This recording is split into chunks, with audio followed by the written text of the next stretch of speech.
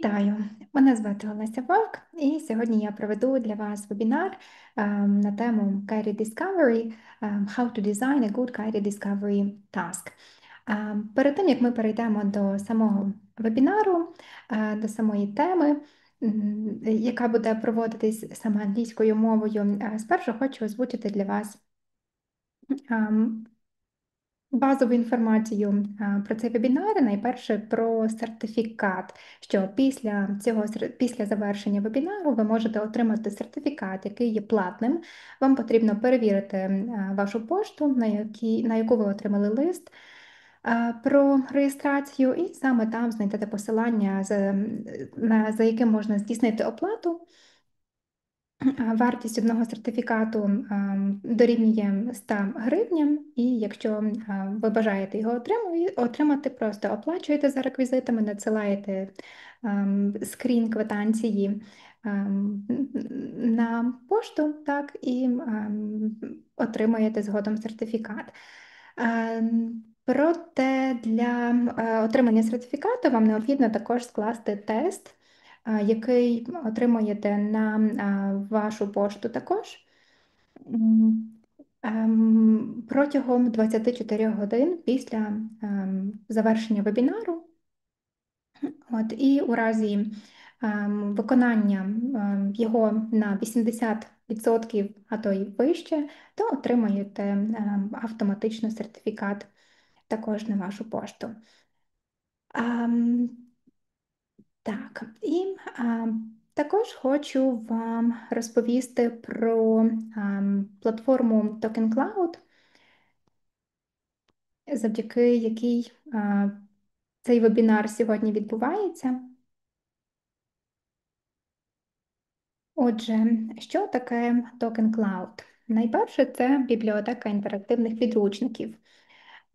Тут також є система менеджменту навчального процесу, яка називається LMS, та школа Академія розвитку мовних шкіл, завдяки якій і проводиться цей вебінар. Отже, що ж таке LMS? Це є бібліотека інтерактивних підручників.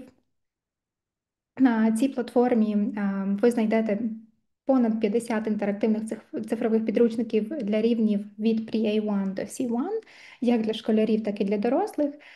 На платформі є Teacher's Guide, де знаходяться деталізовані плани занять до кожного підручника, похвилинні плани занять.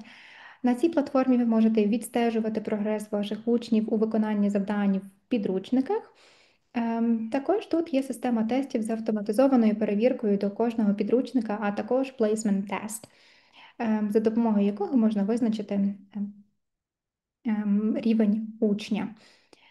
Бібліотека інтерактивних worksheets, багато різних воркшітів на різні теми на цій платформі, вони є безкоштовними у вільному доступі, тому це дуже зручно. І більше того, ви можете створювати самостійно свої воркшіти, розробляти якісь завдання на платформі і лише ділитися посиланням з учнями, де вони можуть працювати на цих воркшітах.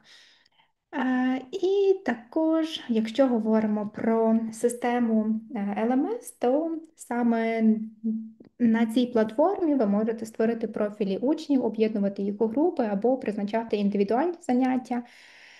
Самостійно можна генерувати розклад уроків, прикріплювати вступне тестування з автоматизованим визначенням рівня англійської, можна організувати розклад роботи вчителя та вести свій електронний журнал, задавати та перевіряти домашні завдання, надавати зворотній зв'язок від вчителя учням.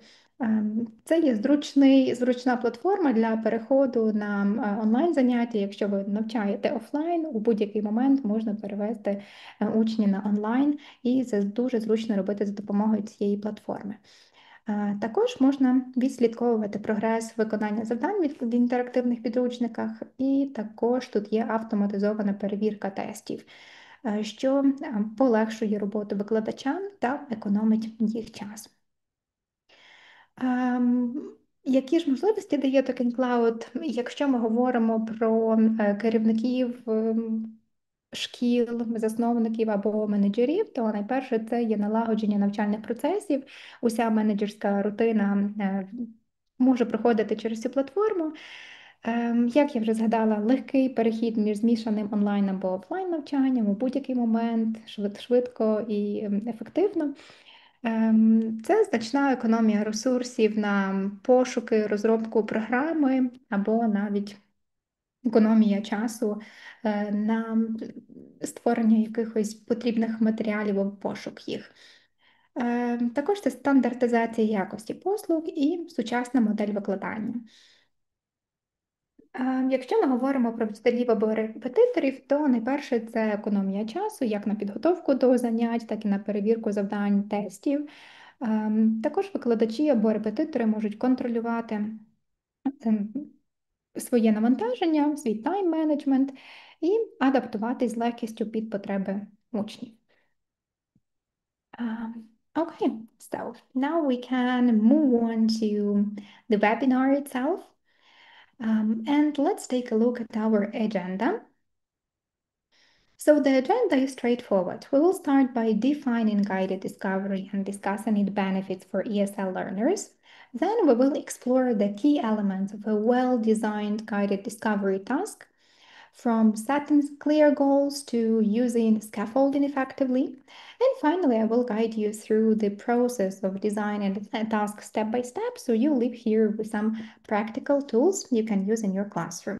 So by the end of this webinar, you will know how to design effective guided discovery tasks that, first of all, promote active learning, help students uncover language rules independently, and strengthen critical thinking, retention. So throughout the session, feel free to drop your questions or reflections in the chat. And let's start with the basic question. What is guided discovery? So guided discovery is a way of presenting language, particularly grammar, through an inductive approach, meaning learners are guided to discover rules themselves rather than being told them outright.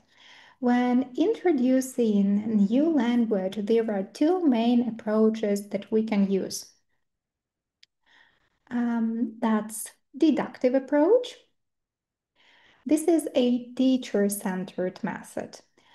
It begins with explicit instructions. The teacher explains the rule first, then gives examples, and only afterwards allows students to practice. You can take a look. Yeah, we also have inductive approach, right? So let's take a look at the deductive approach a bit more deeply. So yeah, you can see that first teacher gives the rule itself, as you can see here on the screen, and then gives some example and allows students to practice, yeah, as you can see here. So it has its own advantages. It's clear, efficient, and works especially well for complex roles. Useful when working with large classes or within tight time limits, and provides structure for learners who prefer direct explanations. But it also has some challenges. It can feel passive. Students may not be actively engaged and may result in superficial understanding or weaker retention compared to more explanatory method. So let's take a look at inductive approach. The inductive approach, or is a learner-centered method, first of all. Learners are given examples and encouraged to notice patterns and draw conclusions themselves. So if we are teaching the past simple tense, we might show the students a small paragraph, yeah, a piece of text, a simple text, and ask them to underline all the verbs and identify the pattern. For example, regular past tense ending, like ed ending, right? As you can see here, we can ask them to underline and then show a second text that includes irregular verbs and we can ask them to highlight those exceptions, right? So the process is often called noticing or consciousness raising. So that's the main difference between deductive and inductive approach. So now that you know the difference between the two approaches, type in the chat which approach do you prefer in your lessons, deductive or inductive, and why?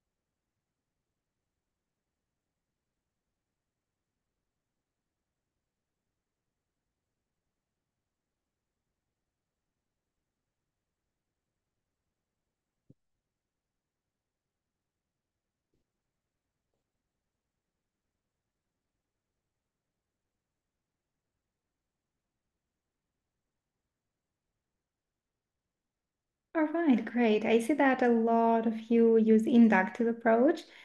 That's really great. And a lot of you wrote that you combine them, you use both of them. And that's really good idea to combine them for or use for different topics or different type of lessons, different approaches. That works really good. Okay, let's move on. So let's talk with you. Let's take a closer look at what is guided discovery. Um, Guided discovery is a learner-centered inductive approach used to introduce and clarify language, most commonly grammar. It involves providing students with examples of target language in a meaningful context and then encouraging them to actively uncover the rules, meanings, or patterns by working through carefully designed tasks and questions. While learners, through these tasks, um, the teacher provides guidance and support as needed, but doesn't explicitly give the rules right away. So, why is this approach beneficial for students? First of all, um, it promotes it promotes critical thinking and deeper understanding. Students are encouraged to analyze, reflect, and draw their own conclusions. The teacher steps down from being the rule giver and becomes a facilitator, helping learners build their autonomy.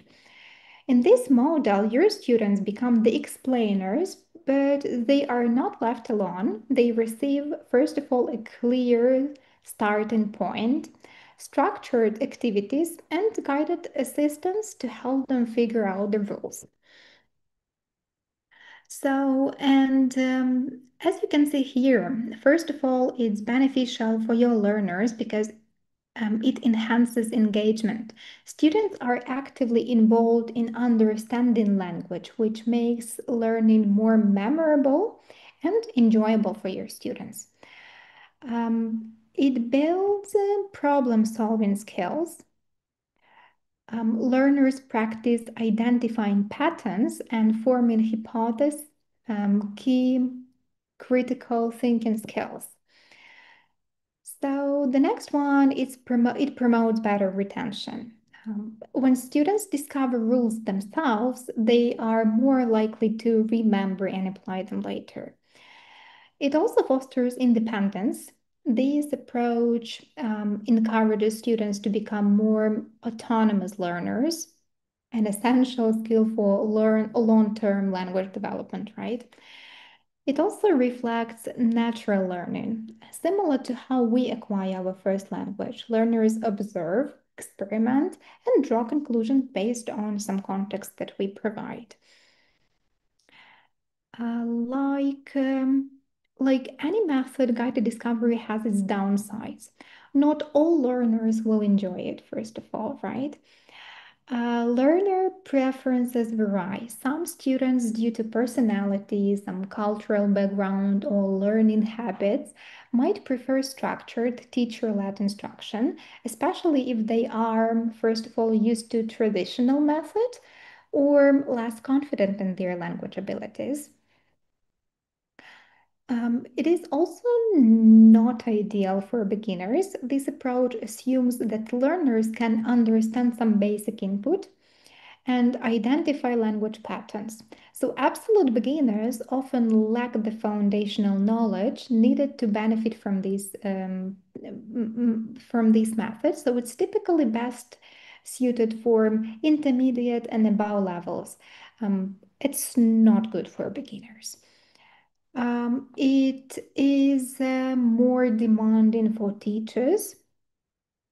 Guided discovery requires deep language awareness and thorough preparation.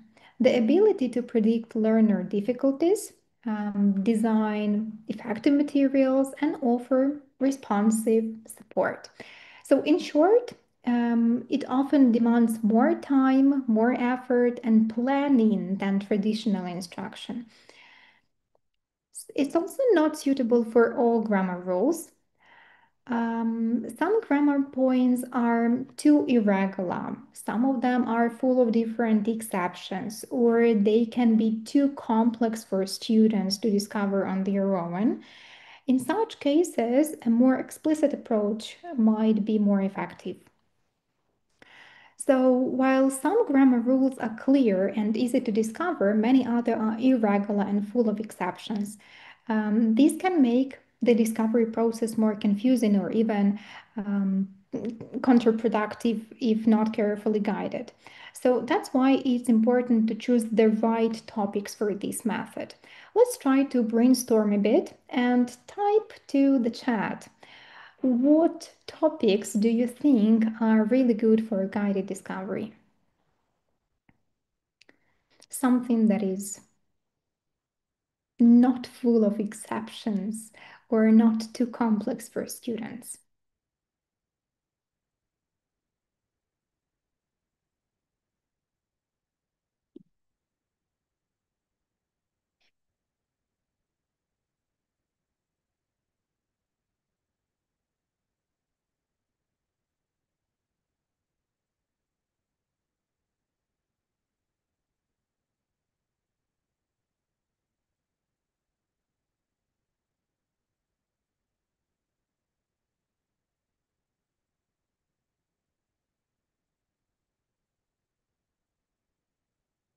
All right, yeah, degrees of comparison of adjectives. Good idea.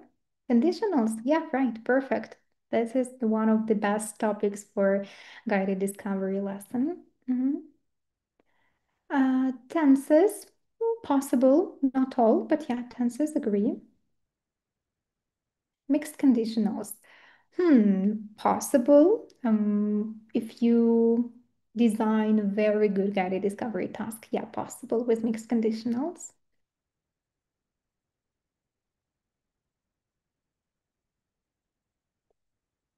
ED, ing adjectives, yeah, right. Really good example.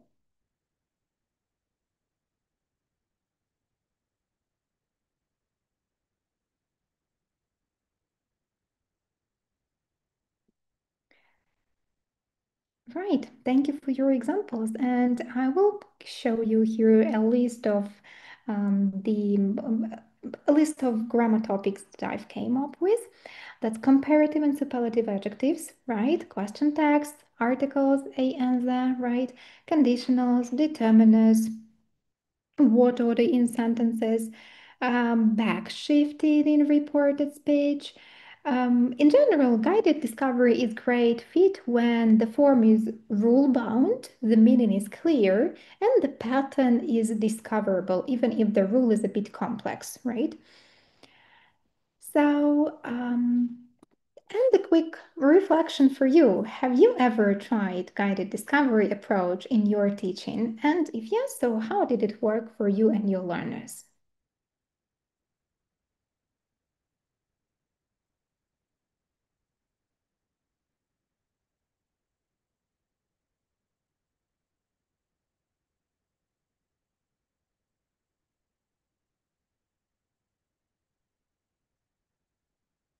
have you ever tried the guided discovery approach in your teaching? And if yes, so how did it work for you and your learners?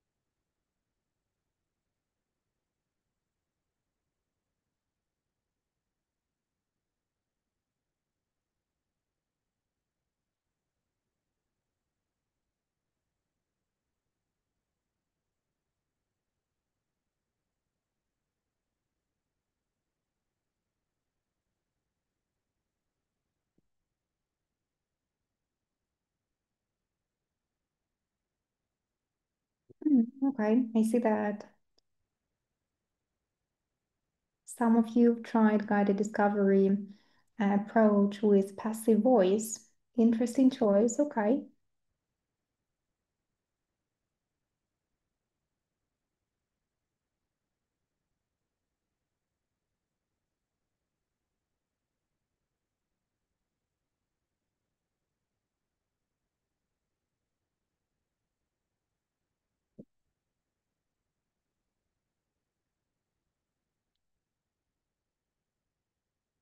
All right.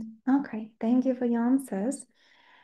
And I suggest you to move on and take a look at the four essential elements of a well-designed guided discovery lesson. These elements help ensure that your students not only engage with the material, but also truly understand and retain it. So, first of all, that's collaboration.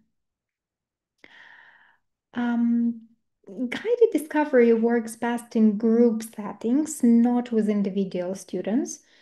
It's particularly effective when learners can work in pairs or small groups, as this allows for discussion, idea exchange, and joint problem solving. So that's why having a solid ESL classroom routine is important. So if you say that your students are used to working in pairs or teams, talking to one another in English only, and collaborating to solve problems, then they are likely ready to try guided discovery. And even if students are shy or reluctant at first, consistent use of collaborative activities will help build the communicative environment needed for this approach to succeed. So don't be afraid if your first guided discovery lesson won't be successful at all. Everything needs retention, right? The next one, that's task setting. Clear and careful task setup is critical, especially because guided discovery may feel unfamiliar to some learners. So here is how to do it effectively. First of all, you have to explain the task clearly and step by step. Use simple and precise language so students know exactly what's expected. You also have to demonstrate, if needed, model how to start the task to provide a clear example. Don't forget about ICQs, instruction checking questions. Check the understanding with the help of them to make sure students fully grasp the task. So a well-set task reduces confusion and helps learners focus on the language discovery process, not just the instructions, right? Then one more key element of guided discovery, that's monitoring. While students are working, your role shifts to that of an observer and facilitator. So in offline lessons, you have to move around the classroom, listen in and take some notes, right? And if it's an online lesson, don't forget to join breakout rooms, monitor charts depending on the platform, right? But if it's possible, send the worksheet to your students and ask them to share the screen when it's online lesson. Yeah, ask them to share the screen so you see on what stage your students are, and if needed, so you can support them immediately, right? So that's the best option when you're having online lesson. Teach your students to share the screen and ask them work together on one screen, right?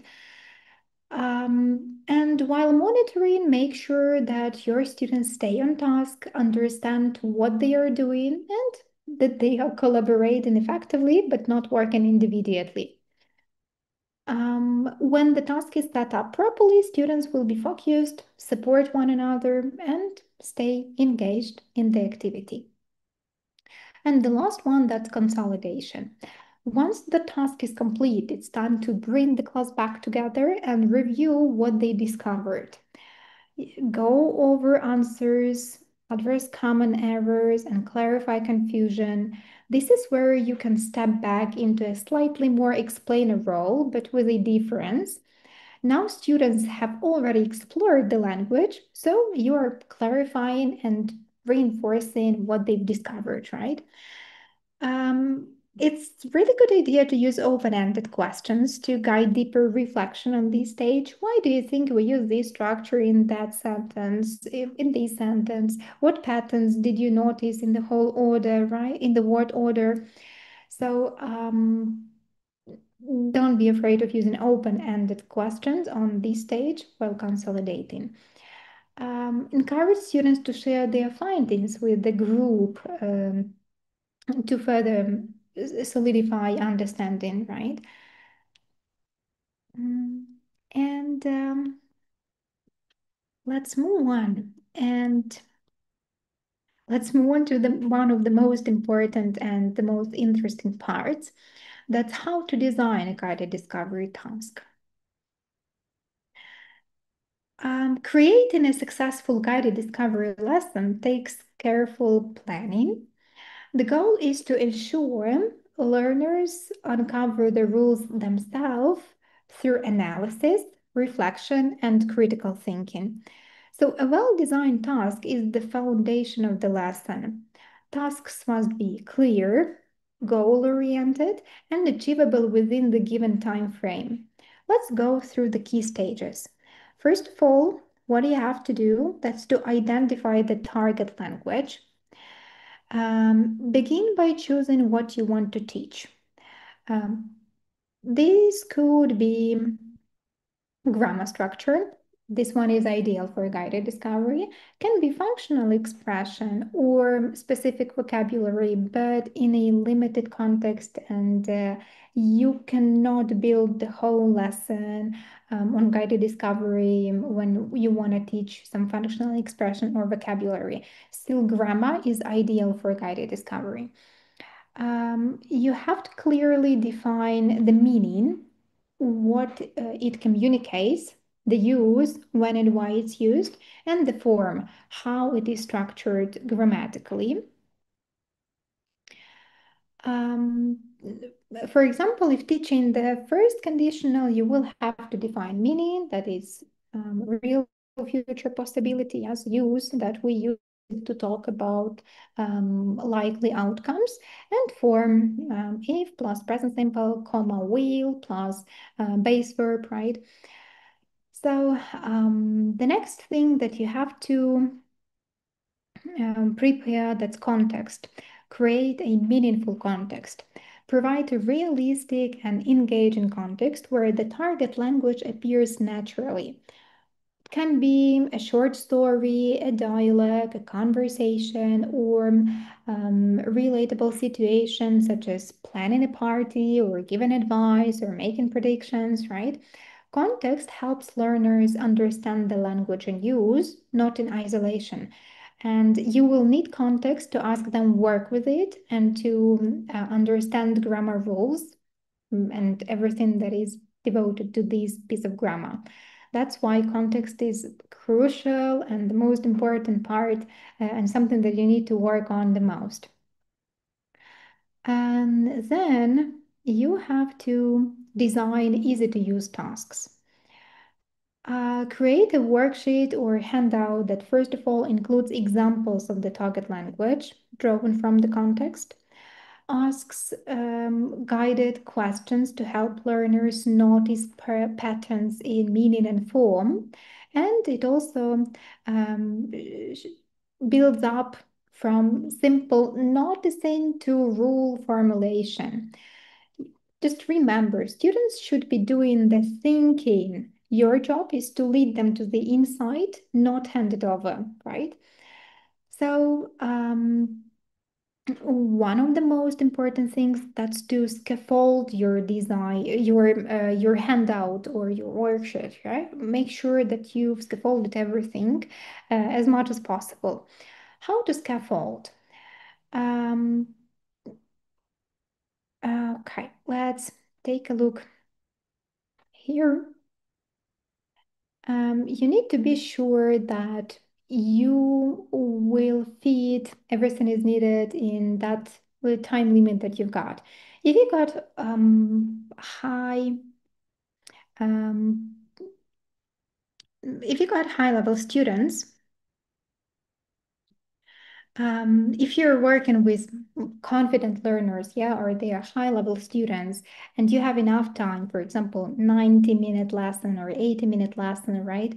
You can indicate more open-ended discovery tasks such as highlighting. You can ask students to find and underline examples of the a target structure in the text, right?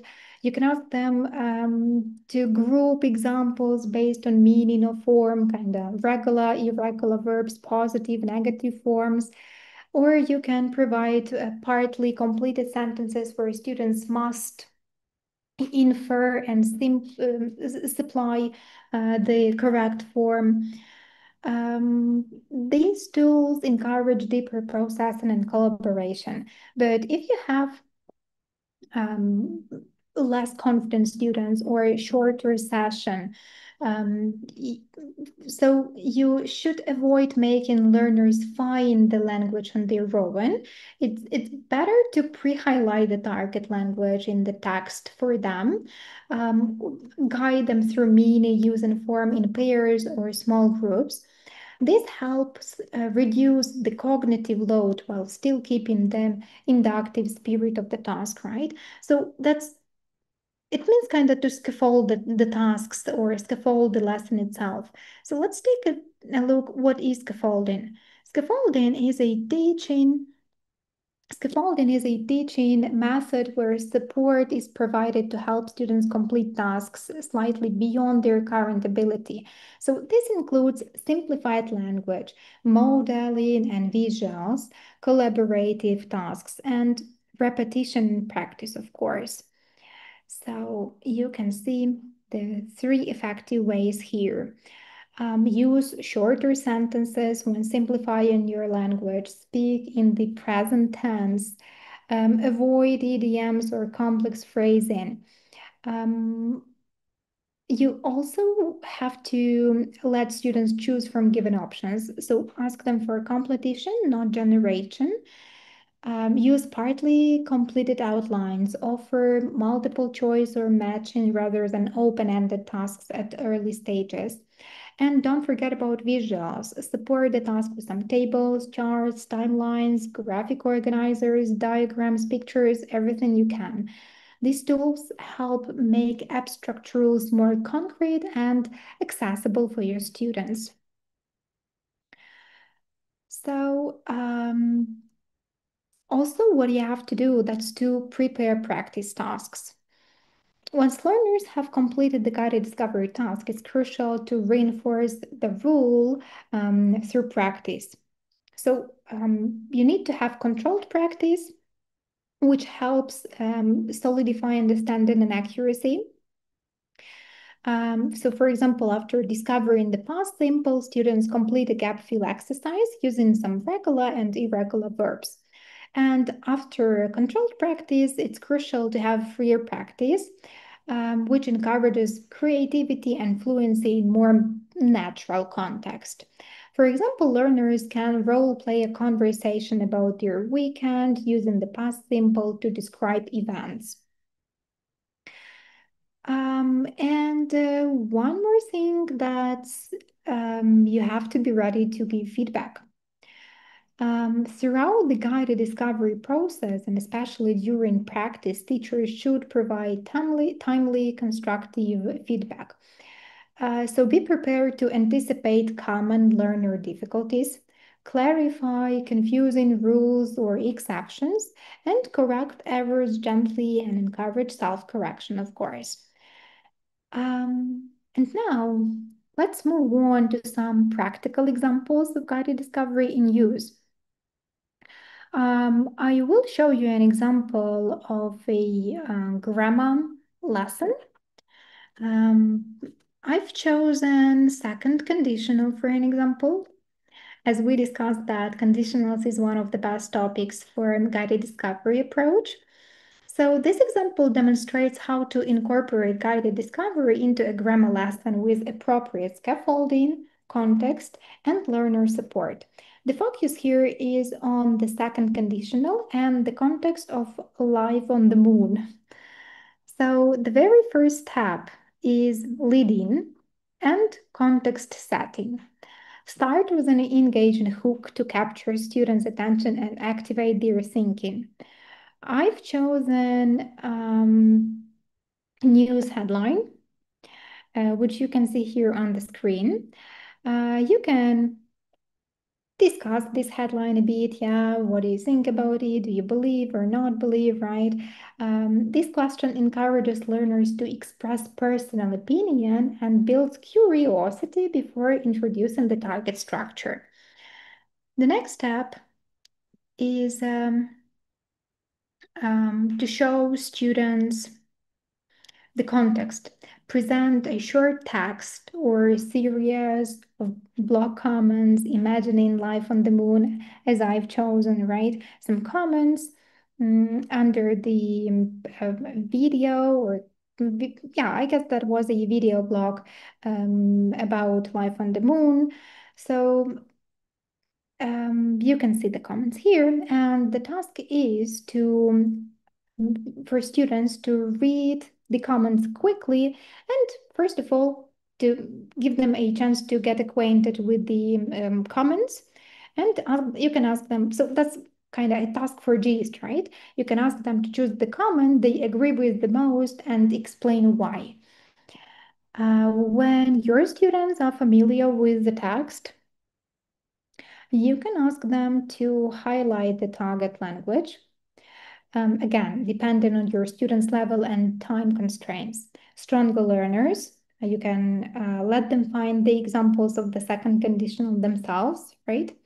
And for weaker learners or shorter lessons, it's great to pre-highlight the second conditional structures in the text, as you can see here on my screen, or even better is to use color coding. So as you can see here, green for past simple, right? Lived, what else? Yeah, for past simple, green. Then yellow you can use for if, and um, orange for wood, blue for base form. Yeah, as you can see here.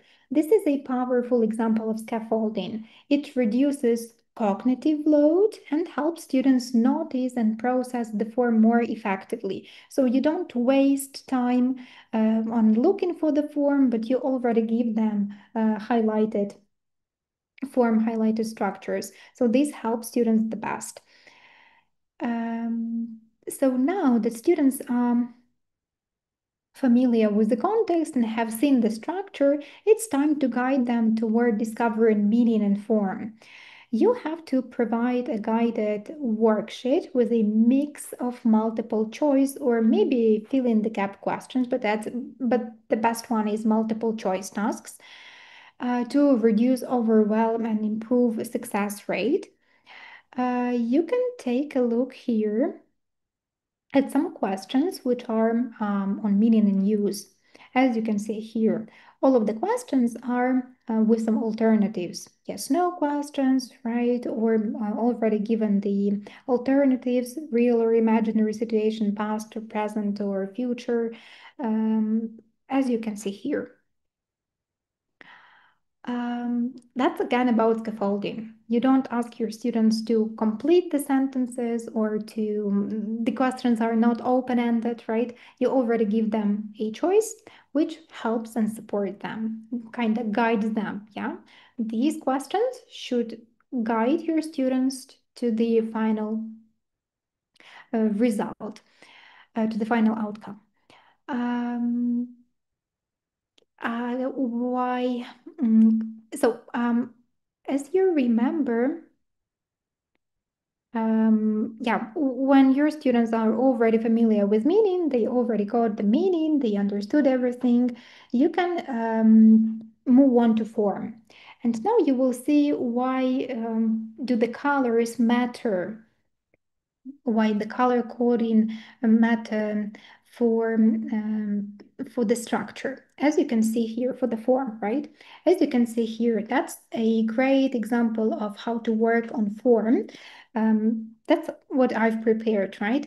Again, some alternatives or some gaps. It means the students will have not only to choose the correct option, but also to come back to the context to find the examples and to complete the task, to fill in the gaps or to highlight, to underline something. Again, if you're working with low-level students or in short-term lessons, this approach is color coding, right, is especially effective. Your students can see different colors in the text and different colors in the worksheet.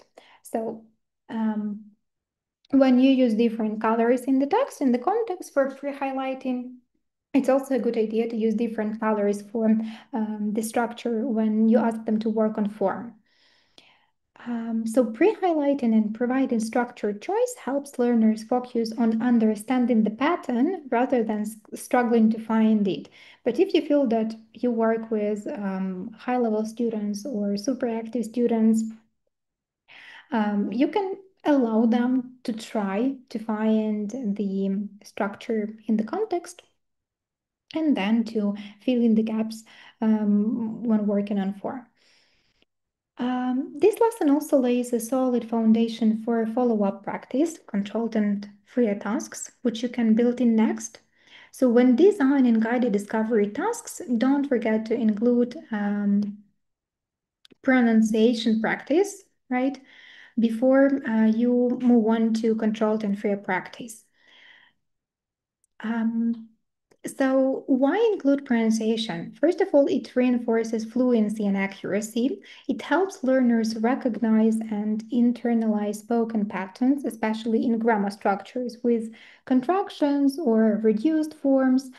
Um, Rather than asking learners to practice pronunciation in pairs or individually, it's better to run a whole class drilling activity. Use sentences from the model, from the guided discovery context to maintain relevance.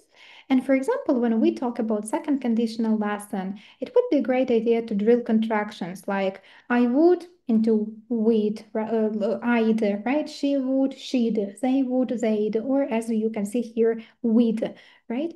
Use choral repetition, back chaining is also possible, and minimal pairs were useful. Once students have completed the guided discovery phase and you worked on pronunciation, they should move on to controlled practice to consolidate the rule. And here you can see an example of the task. where students asked to choose the correct alternative. This ensures students applied the rule correctly in limited, focused context, reinforcing form and structure. After controlled practice, you can move on to freer communicative use of target language. Um, and the example of the task is here. Students work in pairs and respond to imaginative prompts using the second conditional. It's also important to provide dialogue frames or kind of example how to organize the dialogue and the process. And it's very important to give sentence starters or prompt cards to scaffold responses. Um, Once your students are ready with freer practice, don't forget about feedback. Always include a feedback stage, and don't forget to appraise accurate use of the target structure, first of all.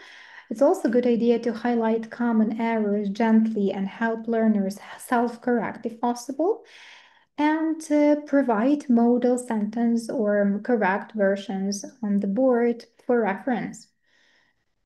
Um, that's about grammar um, guided discovery lesson.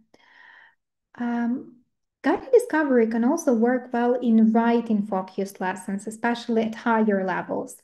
For example, writing a film review. Learners read a sample review and match it to a summary. As you can see here, they read the sample and match to the summary, the best summary. That's kind of gist task.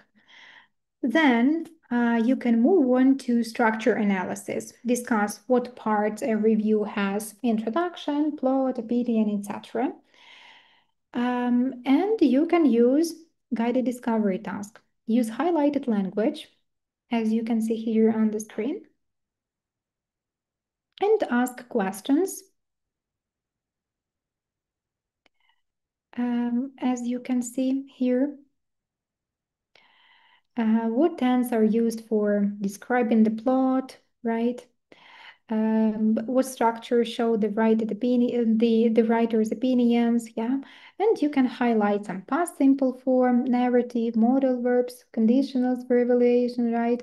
Adjectives for reactions, and so on. So here you can see the example of the tasks which are created with the help of the guided discovery method approach, and um, it works really well because students come to the structure on their own. They discover it and they analyze it, and they come to the structure on their own.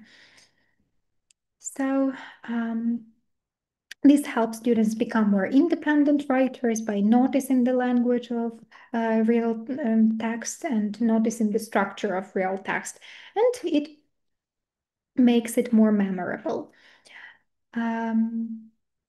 And while it's not ideal to base an entire vocabulary lesson on guided discovery, you can still apply its principles. You can show a short contextual text with highlighted adjectives or some other target vocabulary, and ask students to work in small groups and answer, is this word positive or negative? What's a synonym or antonym, right? What does this word tell us about the subject? So guided discovery only works on meaning, not form, when teaching vocabulary. So you also have to take it into account when preparing a guided discovery task for vocabulary. Work on form and pronunciation afterwards in open class using more traditional inductive techniques, of course.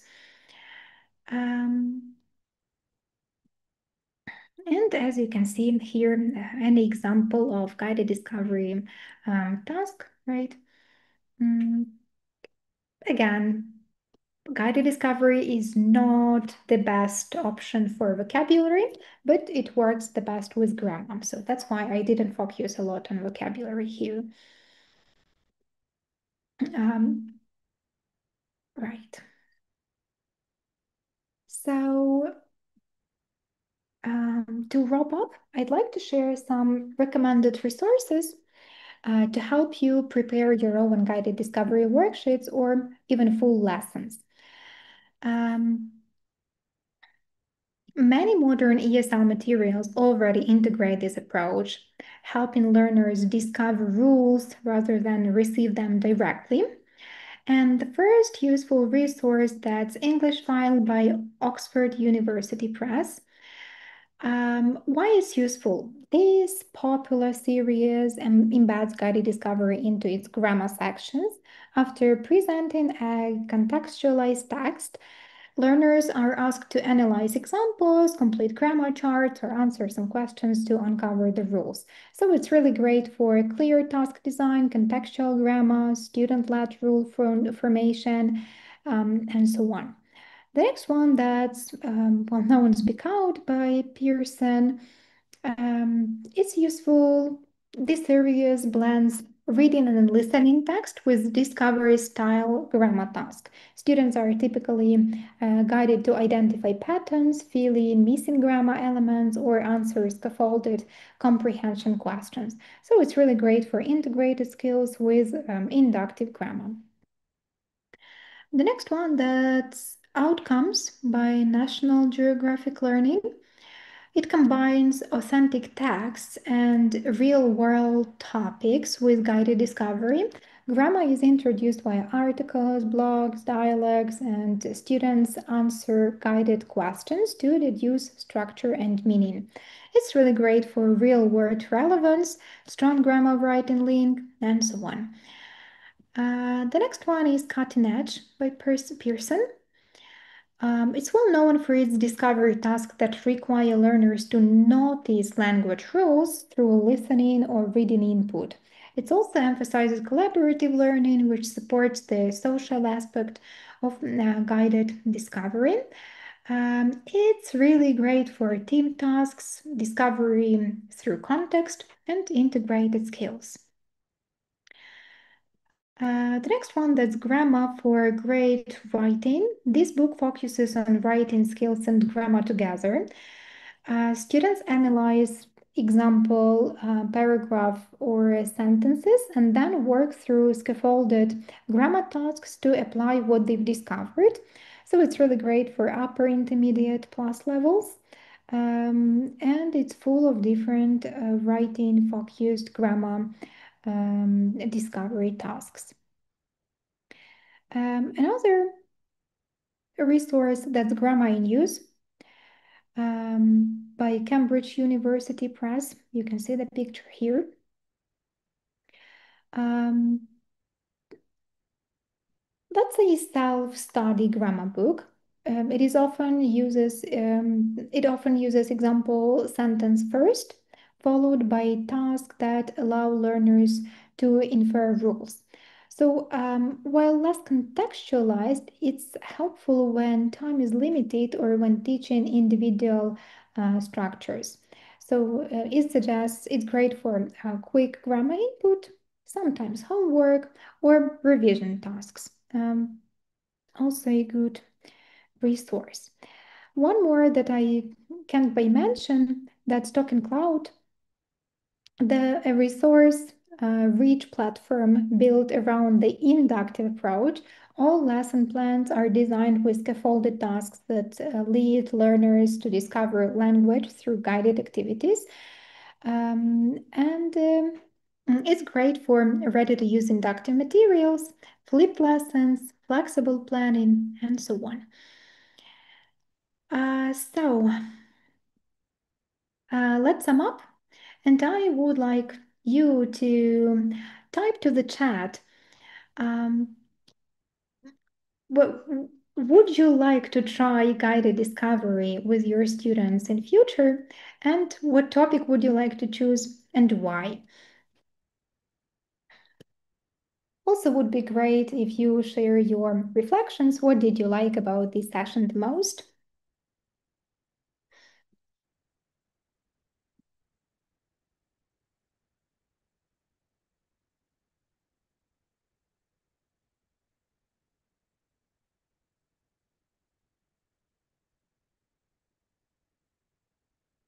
While you're typing, I forgot to mention one more really useful resource, which I always use when planning my lessons and especially guided discovery tasks. That concept question and timelines by Graham Workman. So why is useful? That's not a course book actually, but an essential teacher resource for planning, guided discovery, and scaffolding grammar explanation because it provides ready-made CCQs, concept checking questions, clear timelines, as you can see here on the screen, some visual aids to support meaning and tense awareness. So that's really good for building scaffolding and clarifying trick in grammar. And it's really useful for creating your own guided discovery grammar task or grammar lesson.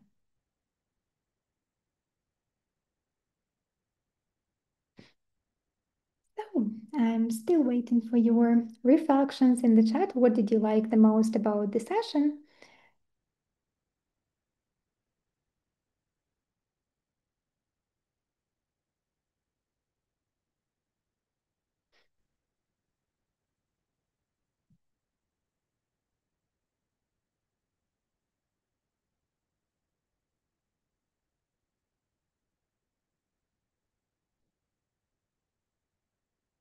Or what would you like to try in your further lessons?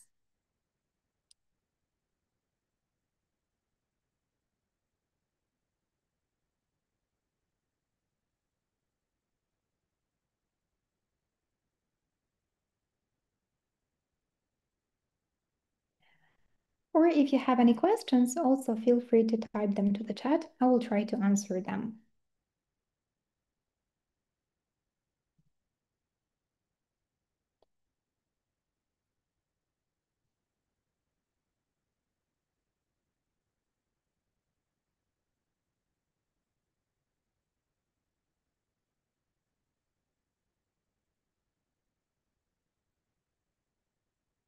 All right.